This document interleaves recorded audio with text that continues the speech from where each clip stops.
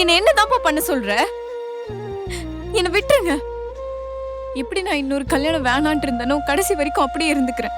இல்லம்மா, உனக்கு நான் ஒரு கல்யாணம் பண்ணி பார்க்கணும்னு ஆசைப்பட்டேன். ஆனா நீ லவ் பண்ற பையனை மட்டும் என்னால உனக்கு கட்டி வைக்க முடியாதும்மா. அதான் என் முடிவு. அதுக்கப்புறம் உன் இஷ்டம், நான் வரேன்.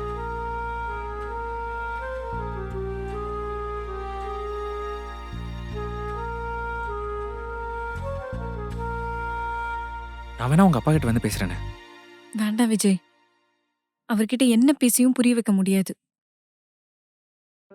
முதல்ல அவர் ஒத்துக்கிறதுக்கு முன்னாடி உங்க அம்மா சம்மதிக்கணும். அவங்க தான் அன்னிக்கே நான் வேணான்னு ஸ்ட்ராங்கா சொல்லிட்டாங்களே. புரிஞ்சுக்கோ. நடக்காத ஒரு விஷயத்துக்காக நம்ம ஆசைப்பட வேண்டாம். அன்னைக்கு நீங்க அவசர அவசரமா அம்மாவை பார்க்கணும்னு சொன்னதால தான் உங்களை கூட்டிட்டு போனேன். நான் சரியான நேரம் பார்த்து எங்க அம்மா கிட்ட பேசியிருப்பேன். பேசி புரியவும் வச்சிருப்பேன். இப்பவும் ஒன்னும் கெட்டு போல. இன்னைக்கு இப்பவே எங்க அம்மா கிட்ட போய் பேசி எப்படியாவது புரிய வச்சு ஓகே பண்றேன்.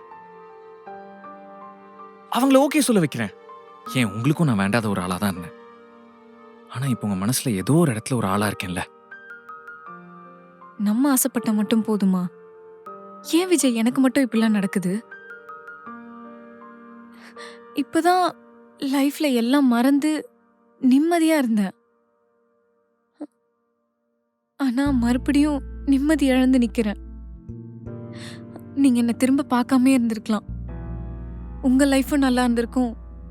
நானும் செகண்ட் மேரேஜ்ன்ற டாபிக்கை பத்தி யோசிச்சிருக்க மாட்டேன். ஒருவேளை நம்ம கல்யாணம் பண்ணியிருந்தா என்ன ஆயிருக்கும் தெரியுமா?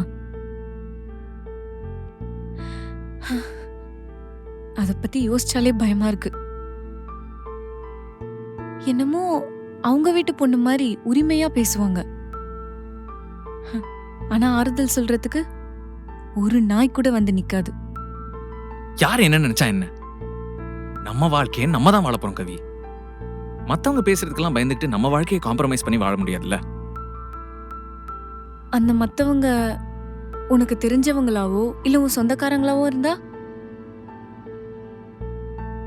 நான் என் பாஸ்ட் லைஃப்ல இருந்து வெளில வந்ததுக்கு அப்புறம் ஒரு புது லைஃபை ஸ்டார்ட் பண்ண போறோம், ஒரு இண்டிபெண்டன்ட் விமனா வாழ போறோம்னு நினைச்சேன்.